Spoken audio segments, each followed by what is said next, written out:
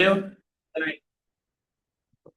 This is the Board of Adjustment, Township of Berkeley Heights, December 11th, 2025. We have 7:01 on the clock. Please note that adequate notice has been posted in the town hall, and the meeting will be held in conformance with all regulations of the Open Public Meetings Act.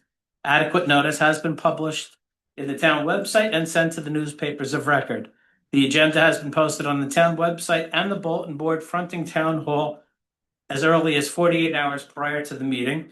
The agenda items will not necessarily be heard in the order listed, and the meeting will not continue substantially past 10:30 p.m. Connie, may I have a roll call, please? Mr. Sullivan. Present. Mr. Coviello. Here. Mr. D'Elia. Here. Mr. Ringwood. Here. Mr. Sylvester. Here. Mr. Pareda. Here. Ms. West Augustine. Here. Mr. Deegan. Sends his regrets. Mr. Smith. Here. Ms. Wolf. Here. Mr. Mistretta. Here. Mr. Solfara. Should be arriving momentarily. Thank you, Connie. And the adoption of resolutions to enter into executive session. I'd just like to adopt the resolution now, and we will explain this evening's proceedings. May I have a motion by Mr. Ringwood? So move. May I have a second by Mr. D'Elia? I'll second. And a roll call on the adoption of a resolution to enter into executive session this evening? Mr. Sullivan. Yes. Mr. Coviello. Yes. Mr. D'Elia. Yes. Mr. Ringwood. Yes. Mr. Sylvester. Yes. Mr. Pareda. Yes. Ms. West Augustine. Yes. Mr. Smith. Yes.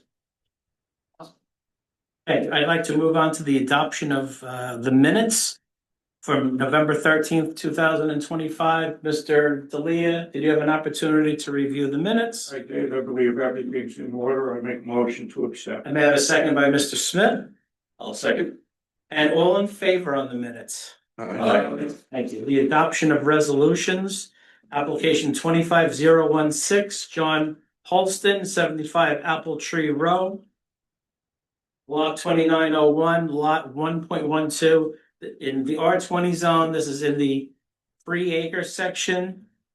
And Mr. Holston is seated in row 1, seat A. And may I have a motion on the resolution 2516, Mr. Ringwood? I reviewed it. I think all is in order. I move that we accept them. Thank you. May I have a second by Ms. West? Second. And a roll call on no, Second from someone else. I'll second. from Mr. Coviello. Yeah. Okay. And a roll call on 2516, please. Sure. Mr. Sullivan. Yes. Mr. Coviello. Yes. Mr. Ringwood. Yes. Mr. Pareda. Yes. Mr. Smith. Yes. Harry. And how about Mr. D'Elia? He was not present for the hearing. You He came in late. Yeah. Oh, thank you, Con. 2517. Sapala residence, 227 Chaucer Drive, block 1002, lot 13. Mr. Sylvester, did you have an opportunity to review the resolution? I wasn't here that night. Thank you, Mr. Sylvester. Mr. Pareda, Yes, I reviewed it, find it to be in order, make a motion to approve it. and may I have a second by Mr. Smith? I'll second. And a roll call on 26017. Mr. Sullivan. Yeah. Mr. Coviello. Yes. Mr. Ringwood. Yes. Mr. Pareda. Yes. Ms. West Augustine. Yes. Mr. Smith. Yes. Thank you. And application 25015, Storybrook Homes, 146 Baker Avenue, 1502, lot 32. This was a rehab and addition on the house. Mr. Coviello, did you have an opportunity to review the resolution? I read the resolution, the read was in order, I'll make a motion to accept. And may I have a second by Mr. D'Elia? Second. And a roll call on 2515. Mr. Sullivan. Yes. Mr. Coviello. Yes. Mr. D'Elia. Yes. Mr. Ringwood. Yes. Mr. Pareda. Yes. Ms. West Augustine. Yes. That's it. Thank you very much. And we have our formal applications for review. Mr. Reichard, your resolution was just passed.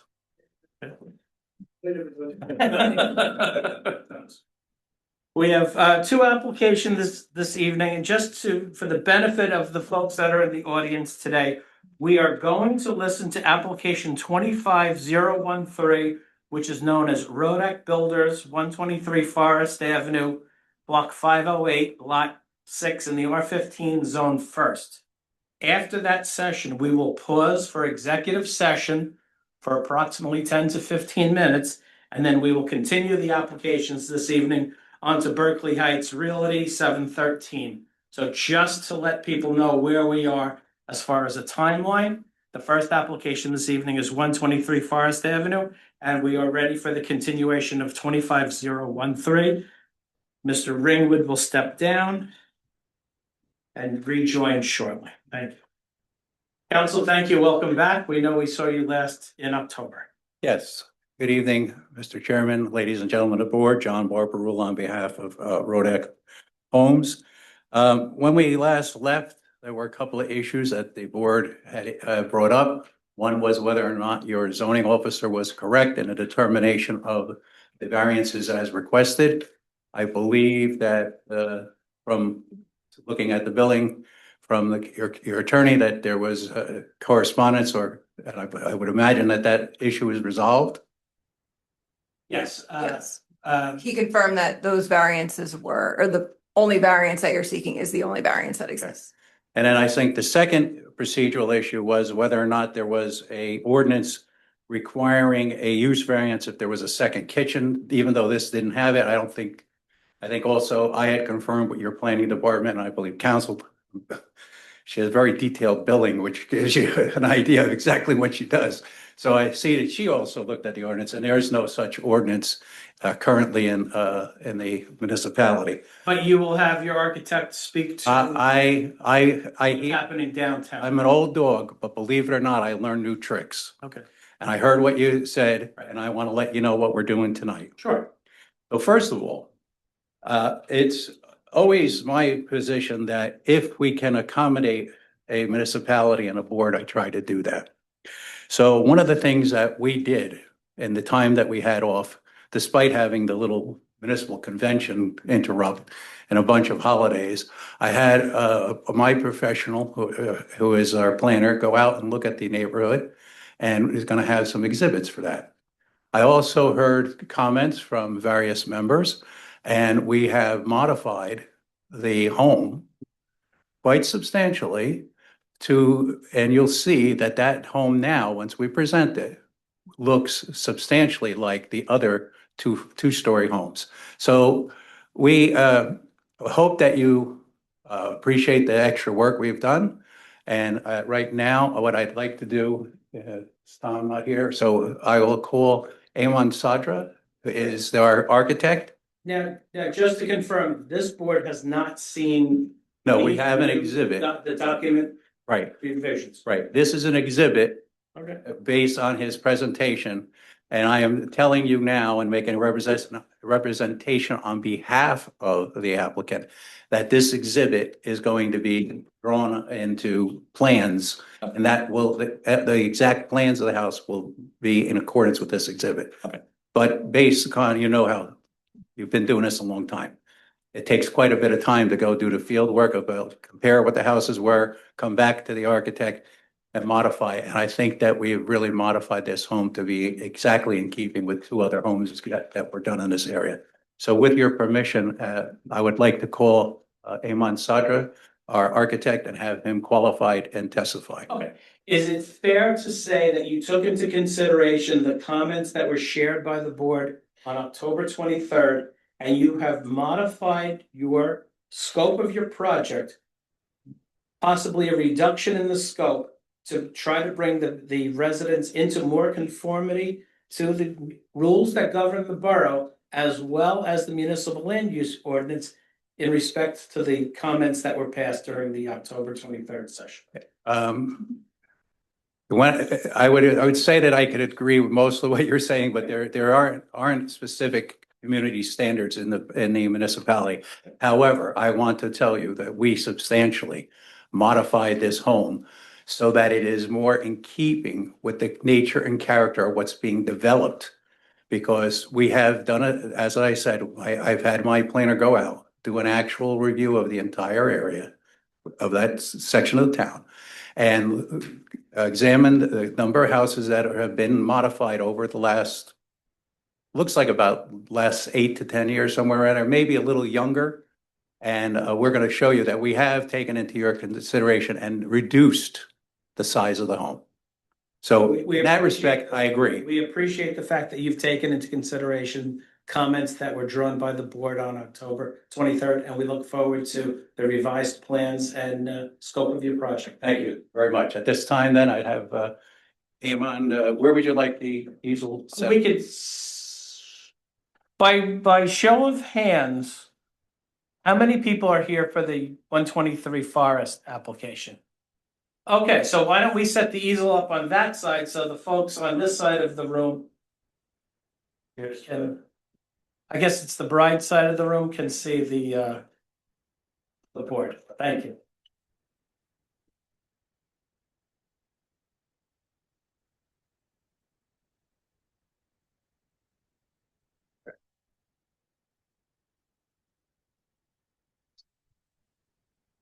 Yeah. Mr. Cedro, would you raise your right hand? Do you swear to tell the truth, the whole truth, and nothing but the truth? I do. Thank you. And your name and address? Ayman Sedra, 188 Eagle Rock Avenue in Roseland, New Jersey. Thank you. And if you could just qualify yourself? Yes, I graduated from architecture school from Egypt, and I'm a licensed architect here in the state. And I testified in many municipalities, and also my license is in a good standing. Thank you. We accept. So, Iman, you are the architect on the original plans that were submitted to the board. And you and I have discussed the concerns of the board, and also we have gone over a number of homes in the particular development in that same area. Yes, that's And correct. as a result, you have made modifications to the plans, Correct. and these are new exhibits. So I would ask council how she would like me to If we mark could them. mark the first one A1. And if you could just give me a description and a last revised date. Could you push that back a little? Three of us can't see it. No problem. Thank you. I need you to see. You Thank you. okay now? Yes. You still okay that way? No. Well, if people want to relocate their seats or swing them around to something that's more comfortable for them, you're welcome to do so. Someplace here, we can ask people. I have no problem rearranging the furniture.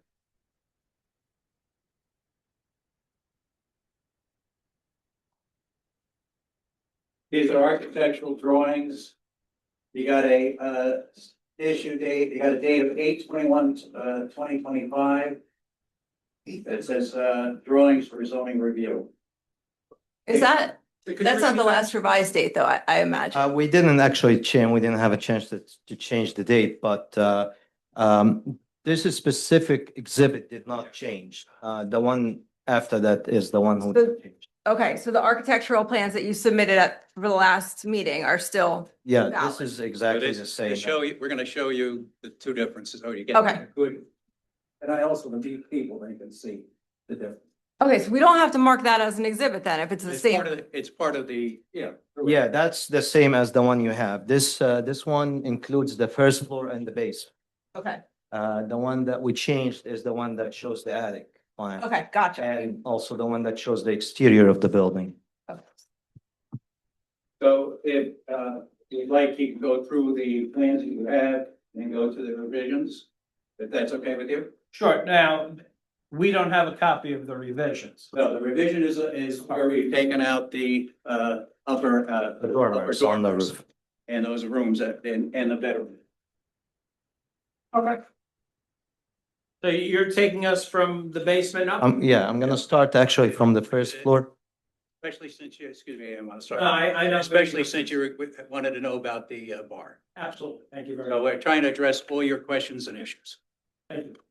So this exhibit shows the first and the basement, first floor plan and the basement plan. The one on the right is the first floor plan.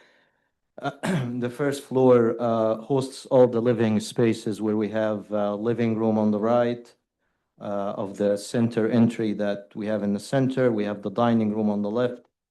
Walking to the back of the house, we have the family room on the back right and the kitchen on the left side. And we have two-car garage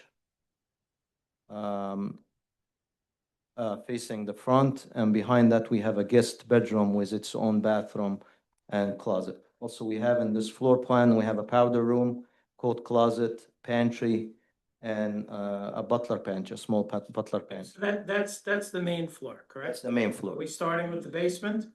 The basement is the one on the right. The basement, So why don't you just detail the basement since we know the basement? the basement actually is only accessible through the stair in the center, the one that you see in the center that comes from the first floor.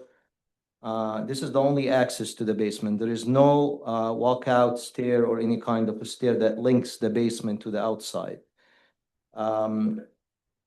In the left side of the stair, you have a playroom and the mechanical room. On the right side of the stair, we have another bedroom with a shared bathroom and a closet. The back side of the building consists of one big open space for recreation. And on the right side, behind the closet, behind the bedroom closet, there is a small bar area. I would like also to mention this bar area doesn't even have a sink.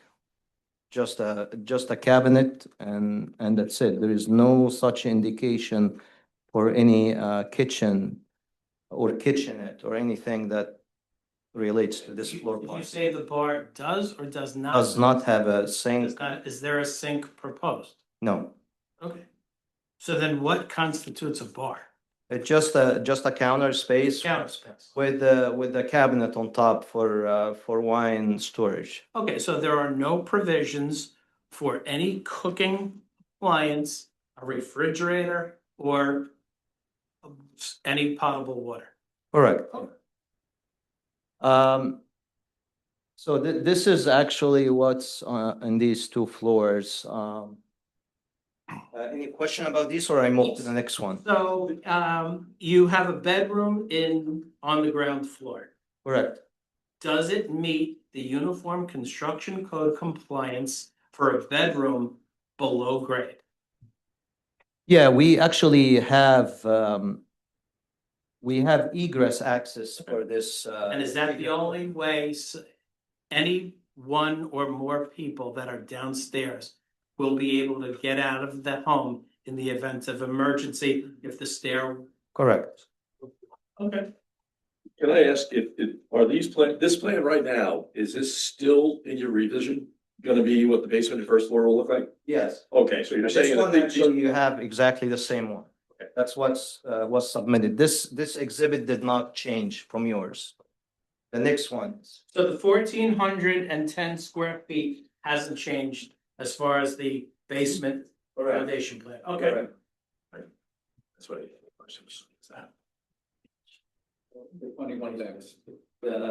Real quick on the first floor, that guest bedroom. Is there a separate entrance to it from the back, or are those just windows out, or is that These are just windows. just windows? So no separate entrance to the guest bedroom behind the garage? Correct. You're talking about it right there, those are windows. That's what I was asking. Yeah, I just want to make sure there's no separate entrance to the guest bedroom behind the garage. You're right. This is the next exhibit. Which this is. This is the one that has the change. Yeah. This is yours. Now, is A1 the basement? Or A1 the next floor? A1 is the basement and the first floor. That was part of the plan. That was part of the plan, but this one is A1, which is the second floor. and Now, so we've accomplished the basement floor and the main level. Correct. Okay, and the main level consists of a guest bathroom with its own private bathroom, correct? Correct. A mudroom, a large kitchen, patio out the back through sliders, living room, okay. covered porch, right? All Correct. right, so now we're going on to page two, And this which is this from yours and yeah, then. okay, which is the second level of the house. Correct. And can I confirm that the floor on the first floor habitable is 1420? Correct. 20 and the garage is 420. So we're about 2,800 square feet of habitable space so far. Correct. Okay. This exhibit shows the second floor, which on the left side of the page. The second floor did not change. We have, in this floor, we have 4 bedrooms, including the master. Every bedroom has its own closet. There is a share bathroom between 2 bedrooms and 1 bedroom with its own bathroom. And also the master bedroom has its own bathroom. And the floor area for this level is 1,803.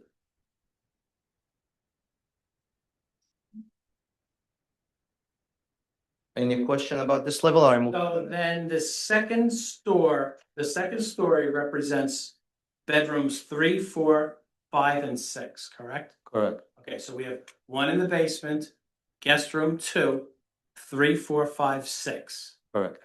So it's a 6-bedroom, 6-bathroom, single-family residence so far. Correct. Okay. Now, also, I would like to mention that the second floor has a 2-story family room and 2-story stair foyer.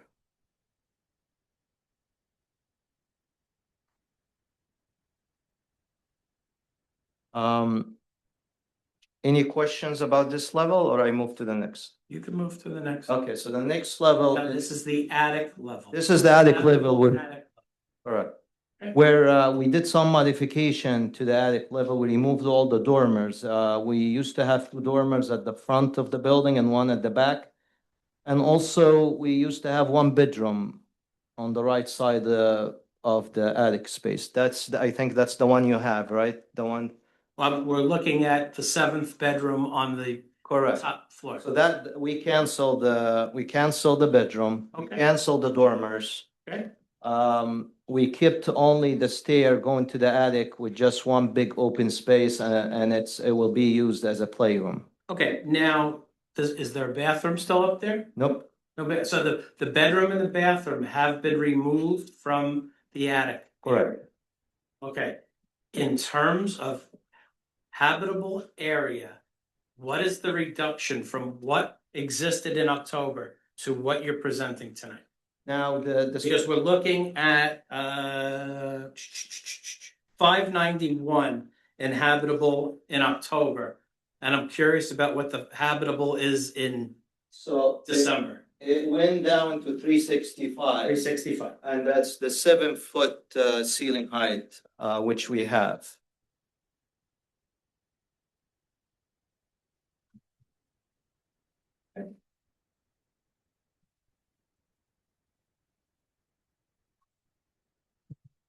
Board members, does anyone have a question for the architect? I'm just looking at some of my things. Do you also have revised elevations? Correct. That'll hold off. So the attic is gonna be a completely finished space. It will be finished the space, but just 1 big open space.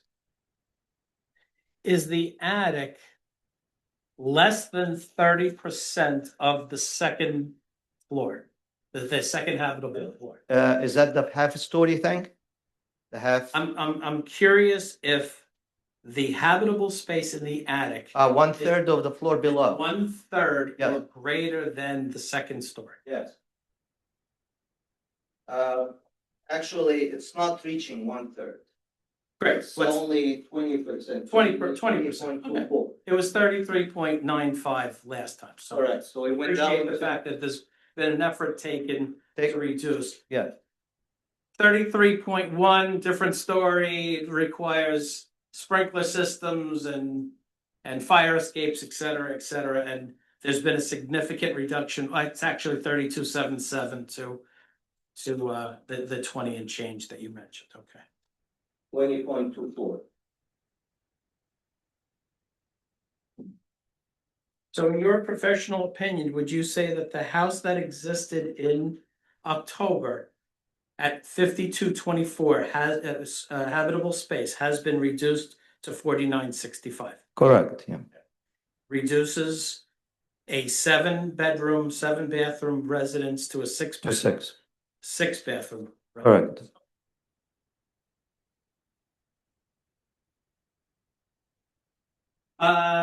To Mr. Smith's point, let's talk about elevation, what it was and what it's presented as today.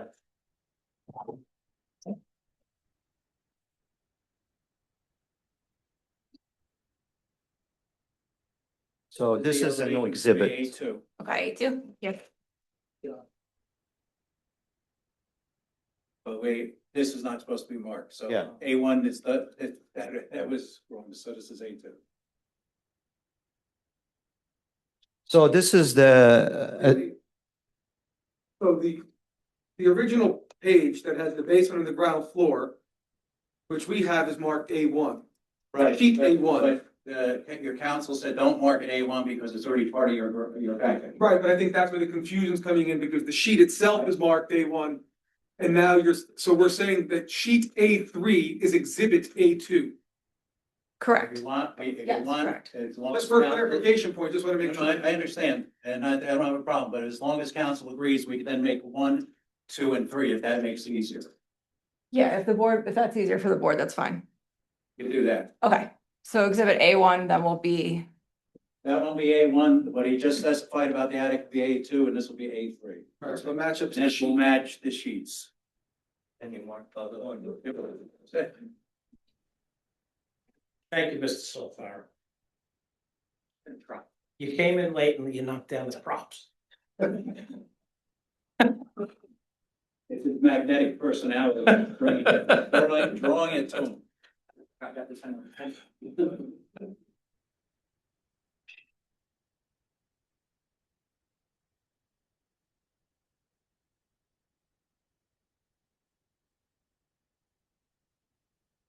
I'm gonna get out of the way to make sure it doesn't fall on me.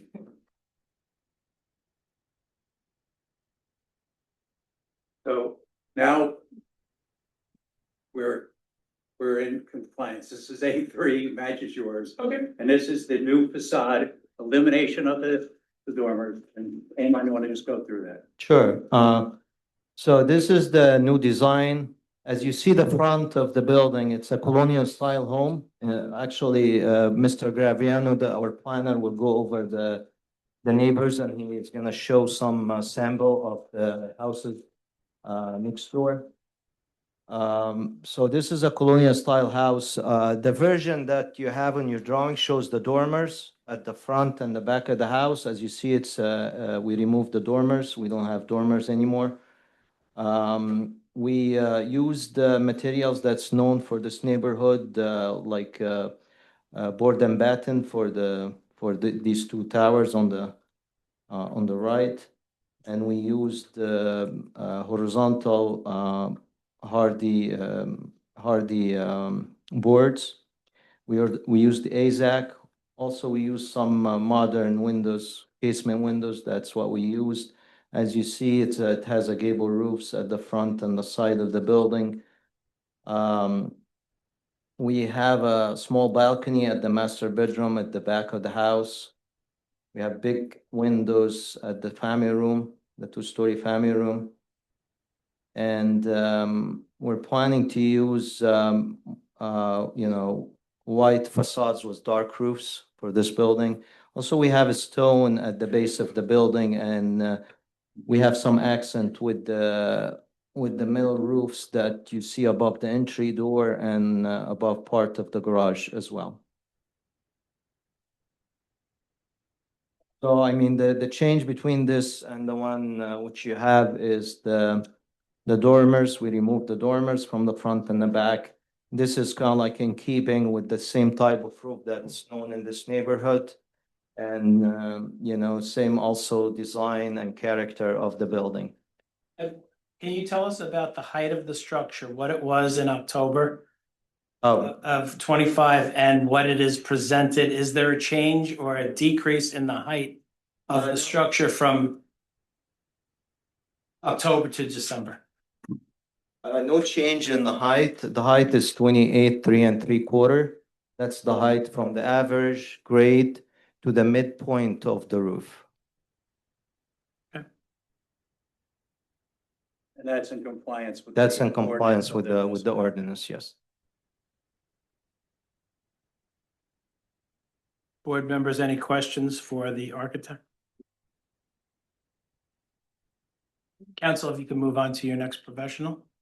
Yes, do you want to open up the architect? We're going to Do it all at once? do it all. Oh, okay. We'll hear your professionals, and then we will afford the public an opportunity and the board an opportunity to At discuss. this time, I'd like to recall the engineer, however, we're switching.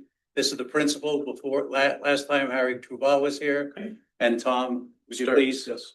Would you raise your right hand? Do you swear to tell the truth, the whole truth and nothing but the truth? I do, yes. Thank you. And your name and address? Sure. Thomas G. Stearns III, STEARNS, 144 Jewel Street, Garfield, New Jersey. Thank you. And if you could qualify yourself? Sure. I'm a licensed engineer in the state of New Jersey, licensed land surveyor. I've been practicing engineering in the state for since 1998.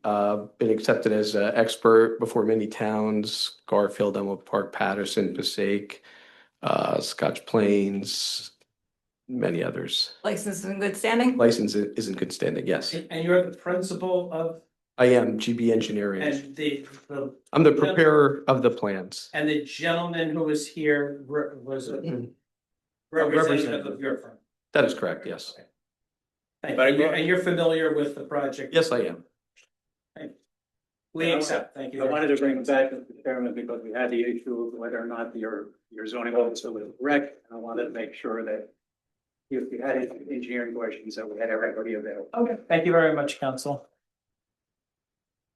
Tom, could you just go through, just so you're aware, before you got here, confirmed with council and the chairman that the zoning officer has confirmed that the only variance is the front yard variance. That is correct. I spoke with the zoning official this week, and that was the only variance he alluded to, yes.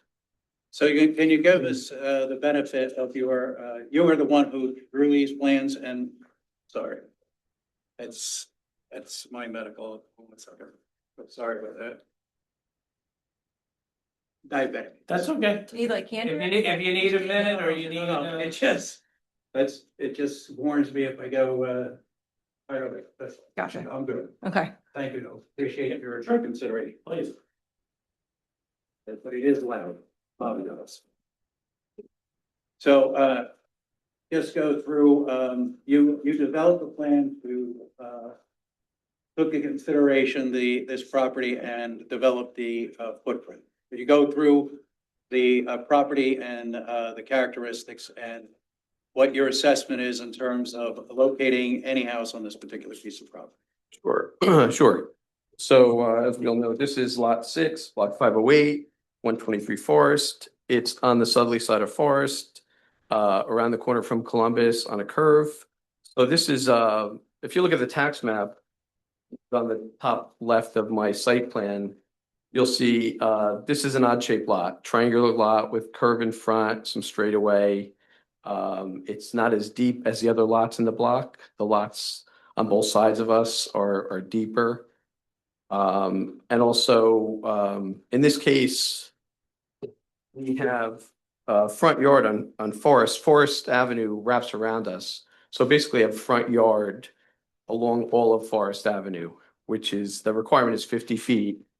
We did a setback study of the area, so houses each way. So the average setback based on those houses was 33.31. The existing dwelling was 30.30. That's the existing dwelling front setback.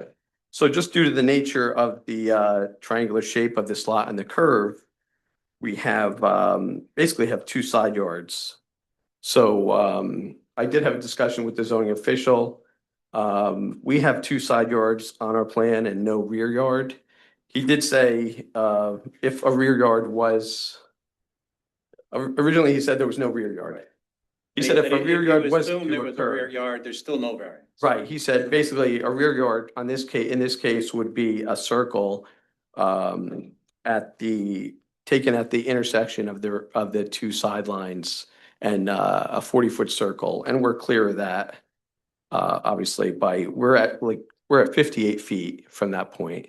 So the zoning officer took into consideration the furthest point of the slice of pie He did, yes. and created a 40-foot radius, considered that the rear yard, and provided your application the side yard setbacks to beyond the house, correct? That's correct, yes, yes. And this was confirmed by him and you sat and reviewed We the, spoke on the phone, actually. okay, your municipal land use ordinance 6.01 and Cox I didn't have the books out, but he had. and the Moskowitz book, right? I guess on his side, we spoke together. Because there are, in addition to the Bible, there are three other elements, Cox being one of them, 4055D, and then the Moskowitz book of how to determine setbacks. So it sounds like the two of you had a dialogue regarding that. We did, yes. Thank you. So, so just regarding that, by laying out our house, it is impossible to create a viable or acceptable 50-foot setback on this lot. So, our design, Just, I want to go back though, so that your people understand. You did a setback analysis, correct? that's correct, yes. Now, when you say a setback analysis, a whole bunch of people here who may not be technical or members on the board, that meant that you went both areas, both sides of this house to determine the existing structures and their setback, correct? That is correct. They're listed on my site plan. So I have a setback study right to the left of the zoning chart. And it lists the lots. So we did, so we had lot 9, lot 8, and lot 7, which are to the left of the property if you're facing it. And then on the other side, the right side, we have lot 5, 4, and 3. Now, those are all on your originally plans that were submitted to you. So it gives you a benchmark of what the neighborhood actually is. That's correct, yes.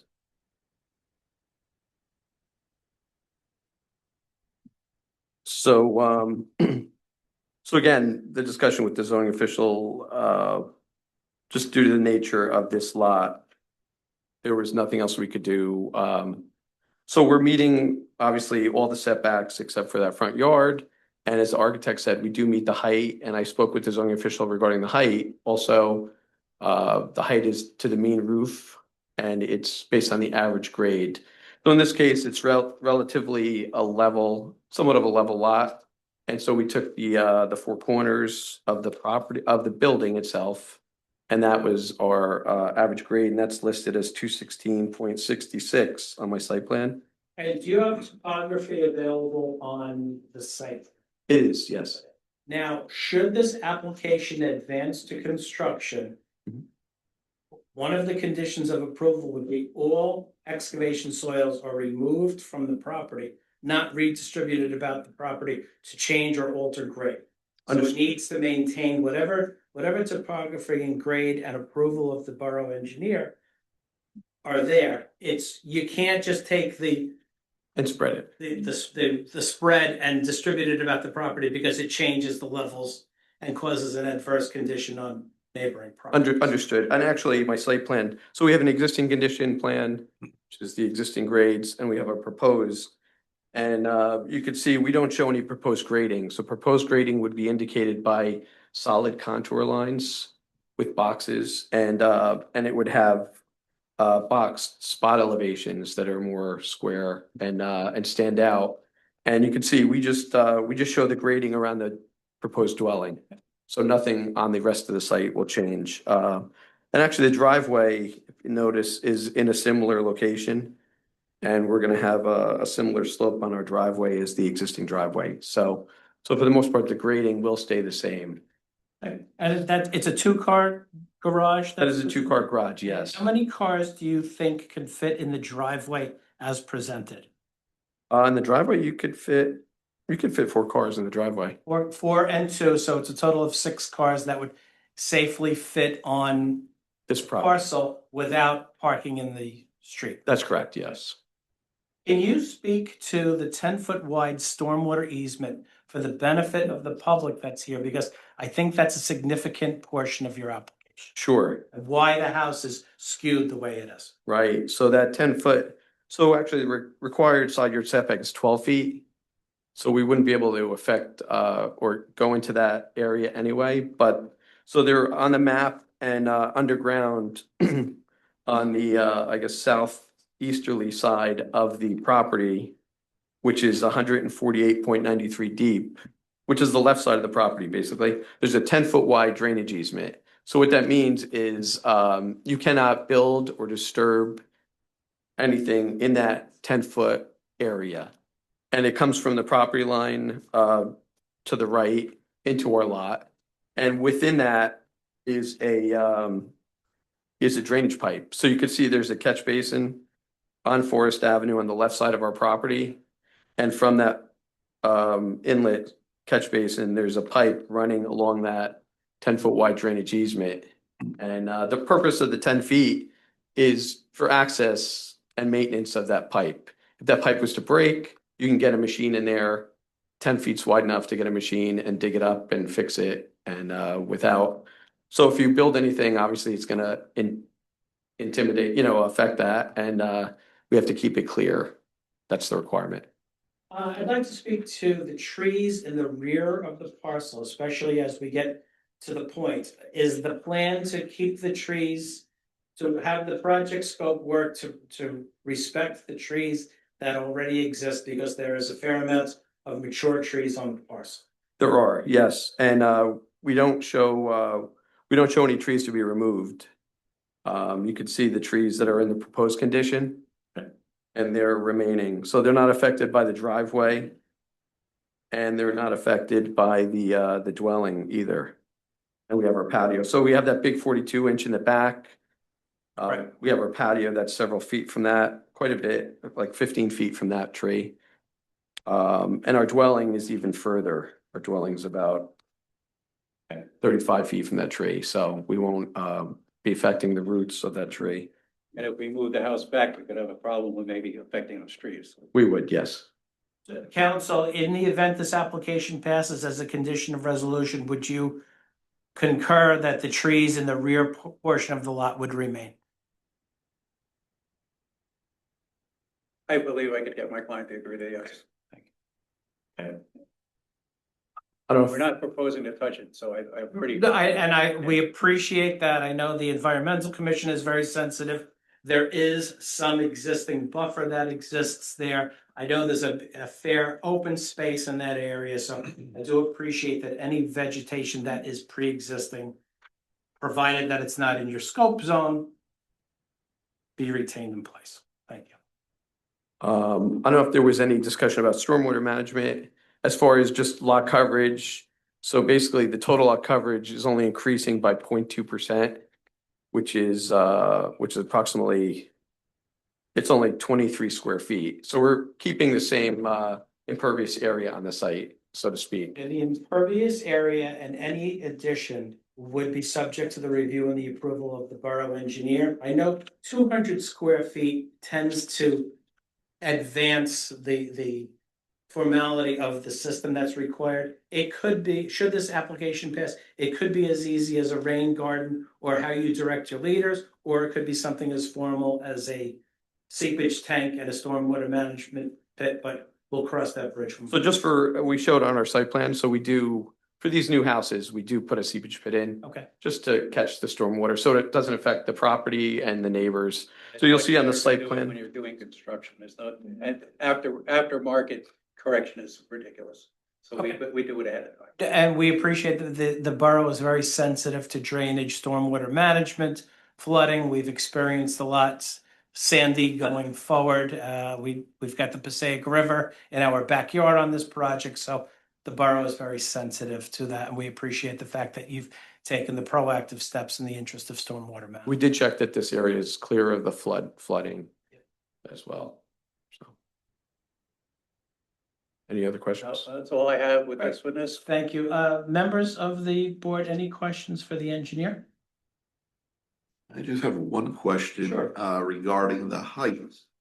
How does the height of the proposed structure compare to the other houses?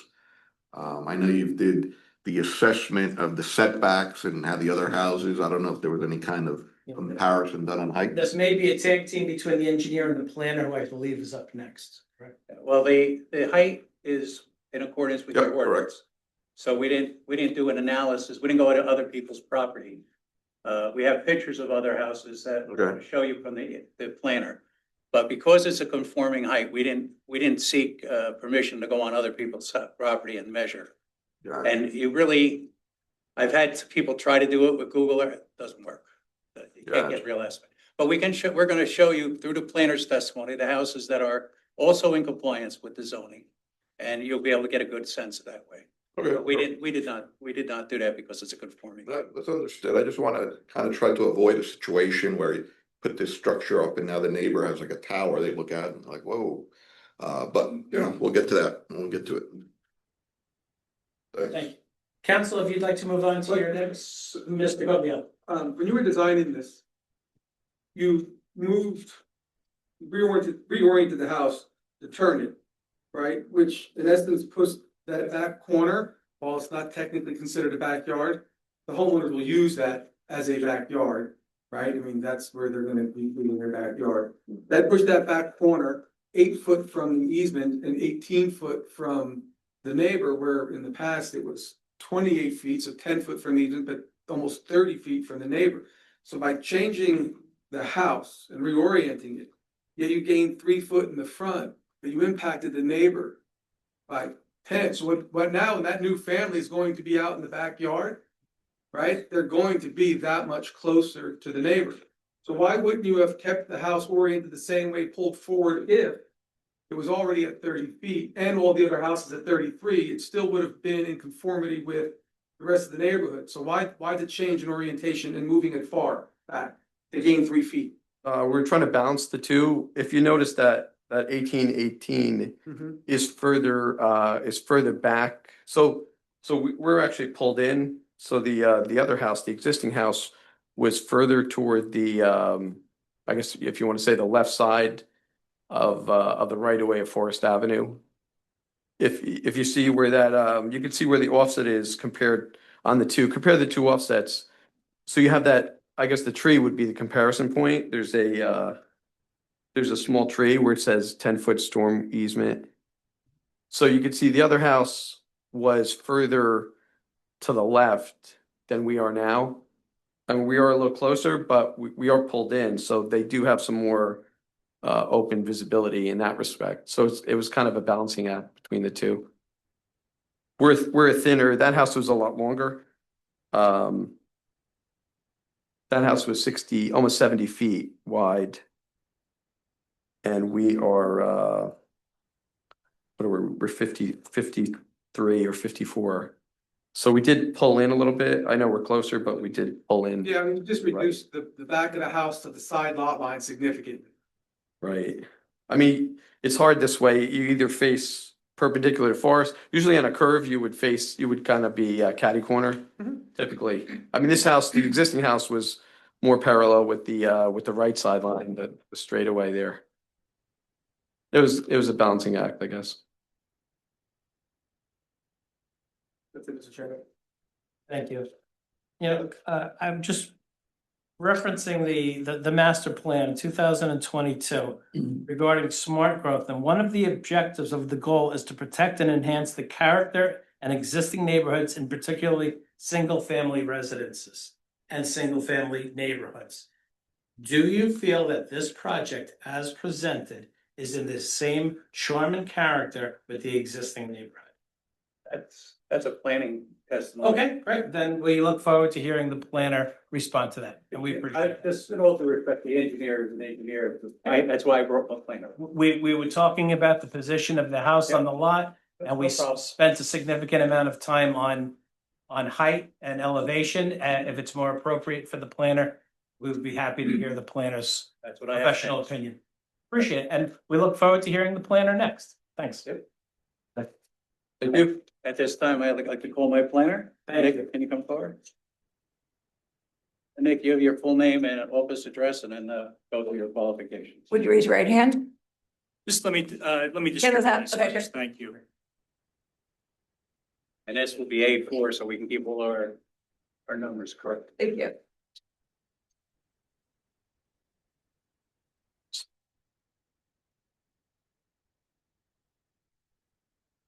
Appreciate it. Thank you very much.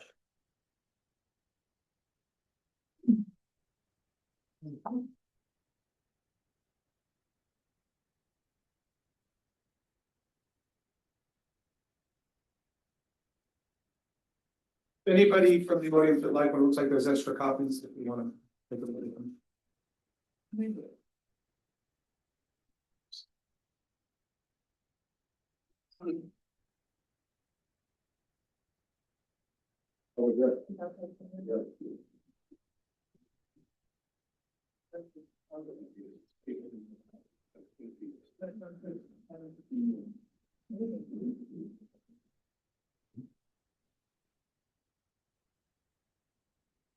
Do you swear to tell the truth, the whole truth, and nothing but the truth? I do. Thank you. And your name and address? Yes, my first name is Nicholas with an H, last name Graviano, G-R-A-V as in Victor, I-A-N-O. I'm a planner and partner with Graviano and Gillis Architects and Planners with a business address of 101 Crawford's Corner Road in Holmdel, New Jersey. Thank you, we accept. Thank you. I think you had an opportunity to review the plan submitted here to the. Well, I just gotta put my qualification. Oh, yeah, sorry. Yes, in terms of qualifications, I hold a bachelor's degree from Rutgers University, a master's degree in city and regional planning from Rutgers University, a law degree from the Temple University School of Law, where I received a distinguished class performance in state and local government law. I'm a licensed professional planner in the state of New Jersey. I hold an AICP certification. I've testified before over 100 boards in 18 different counties, including all the municipalities in Union County, except for, well, this is my first time here tonight, in Winfield and New Providence.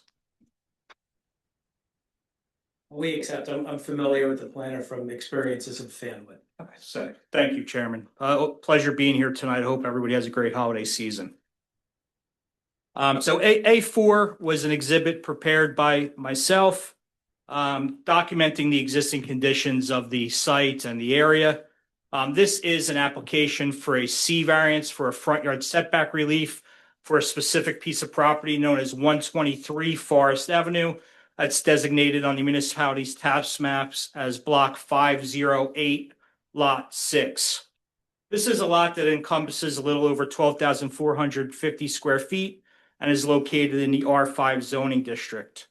As you heard in previous testimony and have you seen in the plans at the last hearing, this lot is an irregularly shaped lot that is shaped really like a piece of pizza. It's a triangular shape, two sides with a curved frontage along Forest Avenue. The applicant's front yard setback relief is being required in that 50 feet is required by ordinance. 33.50 feet is proposed, which is an increase from the existing 30.30 feet, which exists today. So the applicant in this application is increasing the front yard setback by a little over 3 feet. As you heard in the previous testimony, the applicant is conforming to all other ordinance requirements, including all other setback, height, impervious coverage, and building coverage requirements. In the engineering testimony, you heard that this front yard setback is consistent with the average front yard setback of the area, specifically the averaging of lots 3, 4, 5, 7, 8, and 9. When looking at this application, it's a pretty simple application. There's only one relief being sought. That relief can be granted under both the C1 and C2 criteria. I'll touch on the C1 criteria first. As all the time away from your friends and family has taught you, the board has the power to grant C1 variances due to a reason of exceptional narrowness, shallowness, or shape of a specific piece of property. And the strict application of the municipality zoning ordinance would result in particular and exceptional practical difficulties and undue hardship upon the applicant before the board this evening.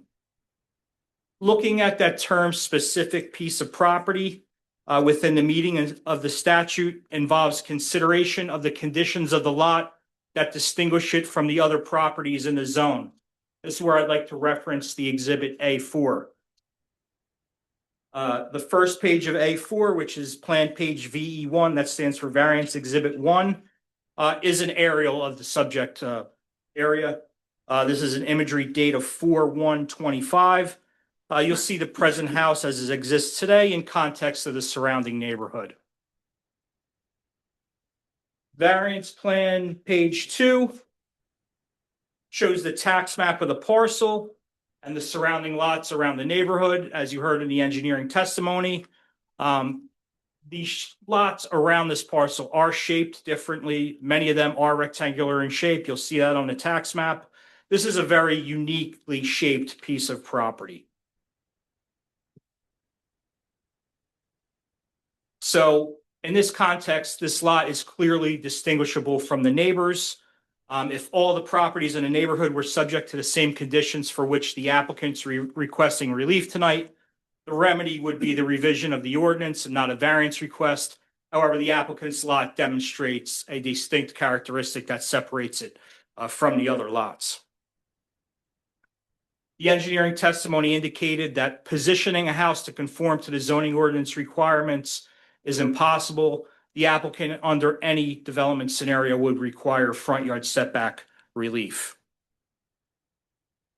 Looking at the negative criteria, the board may not grant C1 variances unless the negative criteria has been satisfied.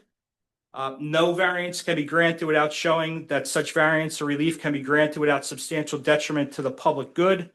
In this context, there's certainly no detriment to the public good. The applicant is actually increasing the front yard setback, a non-conforming condition which exists today. Additionally, the applicant's meeting all other setback height and coverage requirements. So there's no substantial detriment to the public good with the granting of this front yard setback variance. Also, the applicant will not impair the intent and purpose of the zone plan or zoning ordinance. This is a single-family home in a single-family district. The relief being requested is due to the specific shape of the property. Moving on to the C2 variance, that's where hardship need not be demonstrated. What must be demonstrated that it relates to a specific piece of property. Here you have an existing dilapidated single-family dwelling in sight, which the applicant seeks to replace with a dwelling constructed to current building standards, constructed to modern design tastes as well. The applicant must also demonstrate that the purposes of the municipal land use law would be advanced from the deviation by the zoning ordinance requirements. Looking at the municipal land use law and the purposes of zoning, this proposal certainly advances purpose A, to encourage municipal action to guide the appropriate use of lands in a manner which will promote the public health, safety, morals, and general welfare. Looking at the public health, safety, morals, and general welfare, the applicant is increasing impervious coverage by only 0.2% on this site and is adding stormwater management to the site, which does not exist today. So here you have a site that has roughly the same amount of impervious coverage as the applicant's proposing this evening without any stormwater management mechanism. So the introduction of that stormwater management mechanism certainly promotes the public health, safety, morals, and general welfare. Additionally, this proposal advances purpose G to provide sufficient space and appropriate location for a variety of residential uses to meet the needs of New Jersey citizens. And then lastly, it advances purpose I to promote a desirable visual environment through creative development techniques and good civic design and arrangements. I've had a benefit to be at the subject property on 2 separate occasions. I've seen the conditions of the current property. The applicant's proposal certainly promotes a better desirable visual environment than what exists today. Going back to A4, pages 3 and 4 show not only the revised elevation, which Mr. Sedra provided in his testimony, but it also provides examples of existing 2-story dwellings on Forest Avenue. I took all of these pictures yesterday around noon. They were taken by myself. So if you look at the revised elevation, and one of the things that I worked with the applicant on when I first saw this neighborhood at the end of October was removing the dormers on the dwelling. When I had the chance to look at the surrounding residential properties, I felt that removing those dormers would definitely make this property in better keeping with the established character of the two-story dwellings that exist on Forest Avenue today. On VE3, you will see Mr. Cedra's revised elevation without the dormers. Looking at the color pictures of the existing dwelling which exist in the neighborhood today, this dwelling, although designed somewhat differently, is very similar in shape, size, and context to those other dwellings where you have design elements which pitched elements of the roof. If you look at VE3, the two dwellings to the right are very consistent with what the applicant's proposing this evening. And then on VE4, you'll see other two-story dwellings with similar design characteristics to what the applicant's proposing before the board this evening. So I think in terms of neighborhood context, the applicant's revisions are a substantial improvement to blend in with the character of the neighborhood. I certainly see no substantial difference between the applicant's proposed dwelling and the dwellings that exist in the neighborhood today. With the C2 variance, the third prong is that the variance can be granted without substantial detriment to the public good. It certainly can. And that the benefits of the deviation would substantially outweigh any detriments. With this application, there are no detriments. You're getting an increased front yard setback by 3 feet than what exists today. All their setbacks and coverage limits are being adhered to by the applicant. Additionally, you have the introduction of the stormwater management system, as well as the removal of a structure that has simply seen better days. The last prong is that the variance will not substantially impair the intent and purpose of the zone plan and zoning ordinance. And Chairman, you hit on my next part. I'm going to go into the master plan. Appreciate it. Thank you. The master plan objective number 1 is to protect and enhance the character of existing residential neighborhoods, particularly single-family residential neighborhoods. This is certainly a project that enhances the character of the neighborhood. I don't know if the board members had a chance to see the house that's there today. This is certainly an improvement over the existing condition. Page 9, objective number 2 seeks to attract new investment and improvements to underutilized and previously developed properties. This is certainly an objective that's being accomplished with this application. Lastly, the master plan talks to the height of buildings and limiting buildings to 2.5 stories. The municipality has not made that ordinance change, so the applicant could actually come in here, meet the height with a 3-story dwelling. The applicant came in and reduced the height of that attic to make it clearly below that 1/2 story. This is certainly a 2.5-story building, which is in keeping with the intent of the master plan. So in conclusion, this is an irregularly shaped lot. There are practical difficulties with strict application of the municipality zoning ordinance. The shape of the property necessitates the request for this front yard variance. So the granting of the C1 variance can certainly be done without substantial impairment to the zone plan or zoning ordinance. The C2 variance can also be granted. It is a specific piece of property with an irregular shape and a dilapidated structure on it. It advances purposes of zoning A, G, and I of the municipal land use law. And the variance can be granted without any substantial detriment to the public good, nor will it substantially impair the intent and purpose of the zone plan and zoning ordinance. Thank you. Questions or comments from members of the board, Mr. Coviello? The width of the current driveway that's proposed, The currently proposed width? what you guys are proposing for this application?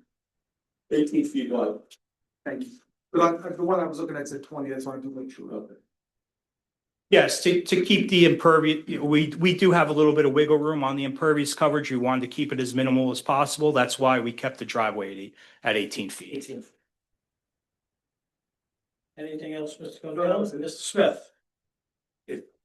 You just mentioned, I think, that the attic height was reduced as part of the revised It was plans. a 7-foot clearance. The attic square footage was reduced. attic square footage was reduced, okay. There was testimony provided, I don't want to steal your thunder, so please continue your. No, my only point is that the ridge line height of the roof hasn't changed. The testimony has been that the roof remains as is. But I thought I just heard you say that the attic height had reduced and it was. If I said that, I apologize. What I referred to is the square footage of the attic. We wanted to clearly make this a 2.5-story dwelling consistent with the master plan. I know there are concerns about height, but the applicant is over a foot under the height requirement of the district and is meeting all of the setbacks except for that front yard setback. So the front yard setback faces the street. You know, that, and any height's not affecting anybody on the street. It's 3 foot longer than what exists today. So in terms of the surrounding property, the applicant's actually, you know, exceeding by 6.81 feet and exceeding by 10.5 feet the required side yard setbacks of the district. So this isn't even a scenario where the applicant's, you know, close to the setback. The applicant's exceeding it by 6 foot and 10 foot respectively. So I don't see any issues with light, air, and open space because this is a fully conforming scenario. Thank you. On that topic, and this may be a question for the team. We spoke about 28.5 feet. And we spoke about 7-foot height ceiling in the upper floor, the attic space. I just want to confirm that if we're reducing the habitable space height from what existed in October to December, does that automatically lower the height of the house from 28.5 feet as presented? Is it 27 feet? Because you did say that the ceiling was lower in the habitable attic space. The ceiling actually still at 7 feet. What happened is we removed the You dormer. removed, I know you. And there's ceilings, obviously. We removed the ceilings for the dormers, so the area of the attic got reduced. Right, but it did not reduce the overall height of the residence that was presented in. Correct. The overall height still the same. Okay, it's 28.5. Correct. Okay. Thank you. And thank you, Mr. Smith. Mr. D'Elia? Just as to the character of the neighborhood, you have approximately 7 photographs of houses that were raised to 2 stories. There's approximately 47 lots. There's still predominantly single-family ranches in the whole neighborhood. Do you know what the percentage is? No, sorry, not. This was an analysis to examine the existing 2-story dwellings that are in the neighborhood. The zoning ordinance allows multiple story dwellings in this neighborhood. The applicant made every effort here to conform to the ordinance requirements as possible, has made accommodations based on the board's comments as well as the public comments. You're allowed to have a structure of this size in this zoning district. The applicant's building, this zone requires a building coverage of 15%. The applicant has a building coverage of 15%, which is actually somewhat similar to the house today because the house today was longer. This house is shorter but deeper. So looking at the neighborhood, I certainly do not see this house detracting from the neighborhood. There's numerous houses in this neighborhood today that are exactly like this house. This house is no different than the 2-story houses which exist in this neighborhood today. And I think you see that in the pictures provided in the exhibit that I prepared. When I went out to the neighborhood, that's why I told the applicant to remove the dormers. Because I thought the dormers were the one thing that distinguished this house from the surrounding 2-story dwellings in the neighborhood. And I didn't think they were appropriate, and that's why we removed them, because when you look at the roof line of this house now, it is very consistent with the houses that exist today. And frankly, you want differentiation in the design of houses. So all of these houses have their own unique elements, but also have similar characteristics which make them compatible with each other in the neighborhood. Mr. Pareda? No other questions at this time. Thank you, Mr. Sylvester? None. Thank you, Ms. West? No, no questions. Thank you. Council, I'd like to make a motion to open up the meeting to members of the public that have a Thank you. question regarding your team. No problem, I have all my, Nick sit right there and great. If anybody wants. By show of hands, how many residents are interested in asking a question to any of the professionals this evening? Okay, let's start with the first row, please. I'll make the motion to open the meeting to members of the public. Can I have a second by Mr. Smith? I'll second. Okay, since there were only a few hands, let's go row by row. Yes, thank you, Ms. Pogue. And if you could just give us your name and address before you ask your question. Susan Pogue, 12 Eaton Court. So a little history of this neighborhood. It was the first neighborhood. Yeah. built in- Is this a question or a comment? Well, I was just gonna couch where I am. Do you want me to just ask the questions? Yeah. Question, and then there will be an opportunity for comment at. Oh, okay, so I'll just ask the questions. Sure. Thank you. So I heard about the impervious surface. It's not that much more, which is great. And I heard about the total square feet. The balconies, do you feel the balconies really fit in with our neighborhood that are on the front of the house? We don't have balconies at the. What are those? What are those? These are standing seam metal roofs. Are you referring to? So, These, yes. these are just roof. I thought they were like terraces. Okay. No. And then, I think it might be the only 2-car garage in the whole neighborhood. I mean, I know that I have same house and we did a 1.5. And most houses have a 1-car garage. So were you aware of that? Do you feel like that 2-car garage fits in with the integrity of the neighborhood? Well, first of all, it matters, I'll answer that. It matters what is approved and what is allowed by the municipality. It is allowed by the municipality, it's subject to approval. And I don't know anybody who doesn't want an extra car garage. And you're talking about, when you talk about whether or not it meets the neighborhood, you talk about the character of overall, right? And when you're building new, you don't build something that would be less than the current standard. Current standard of all new homes, if you look in New Jersey, generally, I've doing this for 45 years, and I represent builders, I represent 3 towns.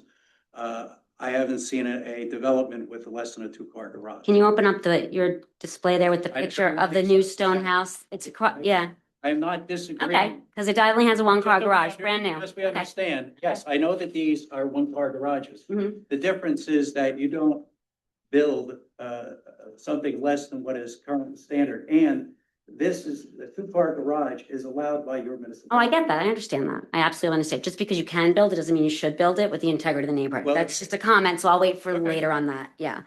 And then I guess my question is, are you aware that a lot of variances that have been given in Berkeley Heights for irregular properties have actually impacted us in a very negative way? Historically, there's been a lot of variances that have been given, and now we have all these irregular properties that come, I'm sure to you guys, they come through planning board, and it does impact how we move forward as a town. Are you aware of that is my question? I am not aware of other properties. In the municipal land use law and in your own ordinance, every applicant must stand on its own.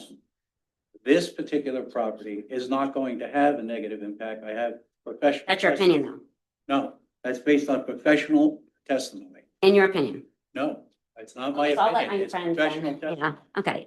In my opinion, that's not true. And when I can come back up, I have other pictures of most of the houses in this neighborhood. You asked about the 47 lots, and most of them are single-family homes.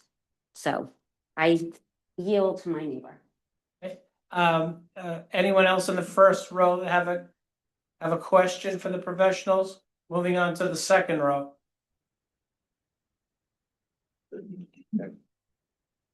My question is, Hang on, name and address for the record?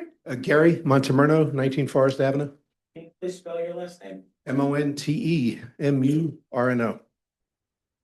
Thank you. You're welcome. Our home, we're one of the ones that have a second floor on the corner of Columbus and Forest. We're at 3,100 square feet. What's the total square footage of this house? Came on?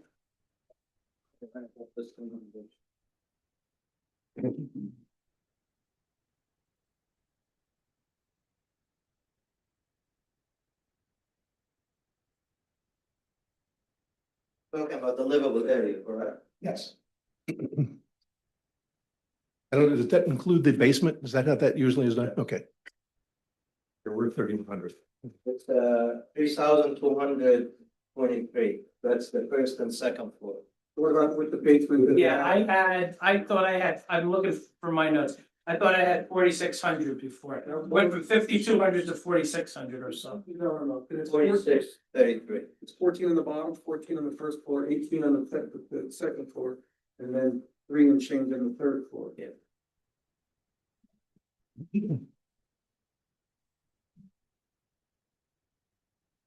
I had 46 plus 365, 4965 was the number that I had based on the conversation. Yes. And it was 52 and change in October. Okay. For us, that's colossally larger than all the homes in the street, in the neighborhood. But as was mentioned, most of the homes are single-family ranches, which are, I think, maybe 1,500 square feet, which is what we originally had. To me, it's. Question, I'm sorry. Question or a comment? It's comment. Okay, Comment. comments are gonna come next. Okay, This is questions of the professionals that provided testimony. okay, Do you have any? that's it. Okay, Yeah. folks, this is right now questions only, and there will be a comment only summation at the end. So if there's another member of the public that has a question for the professionals, they would be more than happy to answer the questions. And Nick would like to address this question. Great, thank you. Yes, just, that was somewhat testimony put on. I'd like to address that matter. As I stated in my testimony, this zone requires a building coverage of 15%. The applicant is meeting the building coverage of 15%. This is a lot that's a little over 12,000 square feet. There are lots in the district that are 15,000 square feet because that's the requirement of the district. So frankly, people on 15,000 square foot lots could build a house bigger than what the applicant's proposing this evening. The municipality does not have any floor area ratio requirements. So the governing control for the size of houses in this zoning district is the building coverage and the impervious coverage. The applicant is meeting them both and is actually under the required impervious coverage of the district and is providing off-street parking in excess of RSIS standards. So while you have a room full of people, many of which are not happy with this application, that's their prerogative. They might not like this house, they might not like the design of this house, but there's nothing in this municipality's ordinance that this applicant is requesting relief for. The only relief being requested is for the front yard setback variance, which is necessitated by the shape of this property. Everybody behind me has the prerogative not to like this house. But when you look at the proofs required by the New Jersey Municipal Land Use Law and relevant case law, none of that matters in the interpretation of that variance. Does this variance create substantial detriment to the public good, or does this variance create substantial detriment to the zone plan or zoning ordinance? The applicant's increasing the front yard setback by 3 feet. The applicant's providing a stormwater management system on the property. So when you look at all these elements combined, the applicant's also eliminating a dilapidated structure that's seen its better days. So when you look at all these elements combined, the applicant is satisfying the requirements of the municipal land use law for the granting of this variance, and certainly is not creating any substantial detriment to the public good, because everything this municipality requires of this applicant is being met, except for that front yard variance, which is necessitated by the triangular shape of this property. Thank you. The gentleman in the back? Again, this is questions for the professionals only. Thank you very much. And Amanda will speak with you. Your name and address? John Regan, 25 Forest Ave. Thank you. I'm the property I and my wife own. We've been there 38 years. Is right behind, we're within that 200-foot radius. We're right behind the property of question, although we are not contiguous with that. So a couple questions. At the end of the first meeting, I believe there was some question on possibly a second and third variance, one on the setback on the back and one on the height.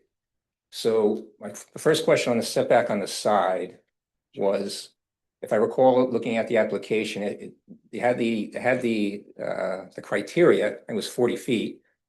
And the answer was not applicable. So since then, I know there was some discussion at the October meeting on what exactly that meant on the setback for the back.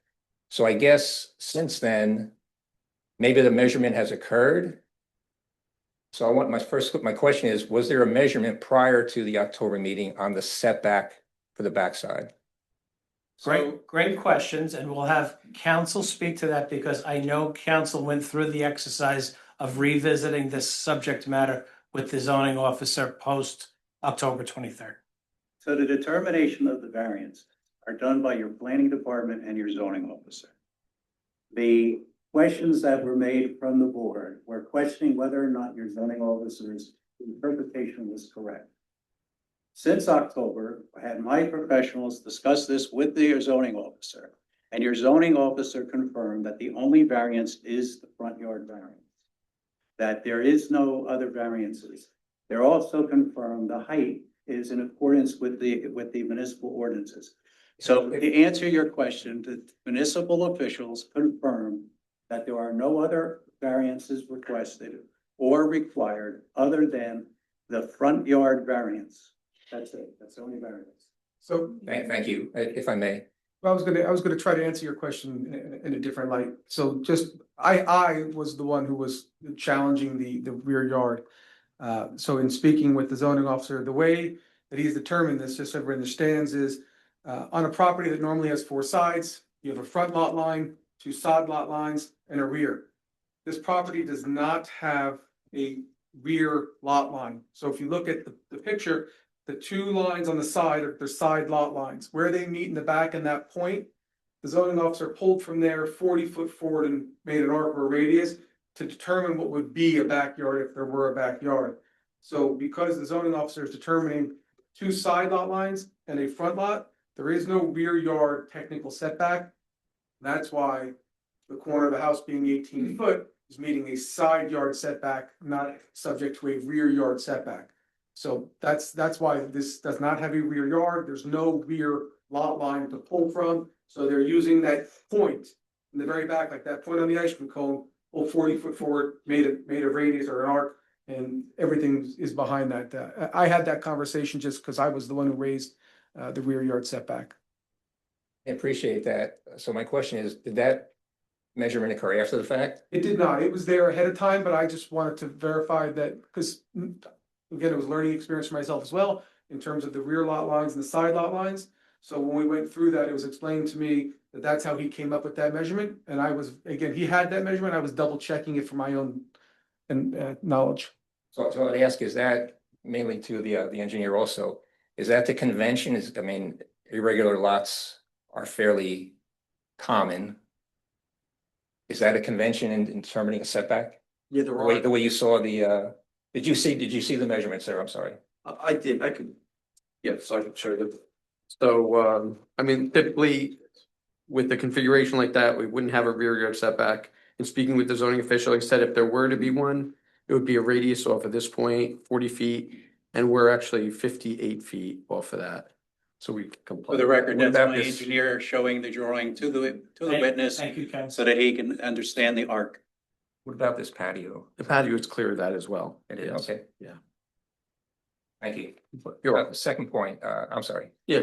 I'm speaking to, there seemed to be some confusion at the first meeting on the height. How to measure height, which I was a little bit surprised that height is not a locked in dimension. I understand it's per code, however, the code is read, and whether that code is crystal clear or not, it's a separate issue. But you folks, there's a lot of conversation on the rest of the neighborhood, and I happen to have a house that is built up. So I couldn't tell you whether my house is 2 stories or 2.5 stories. I don't know the finer point on that. But you kind of danced around the height. Okay, Google Maps it's within code. Just so I didn't dance around anything.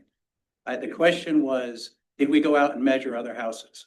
And the answer to that was no, we didn't, because our height meets the municipal ordinance. So that was the answer. It wasn't dancing around. We did not seek permission to go on your property and measure your house. Because the existing structure that we are proposing, that we proposed in October, that the height meets the ordinance. There was a question about whether or not it met the ordinance.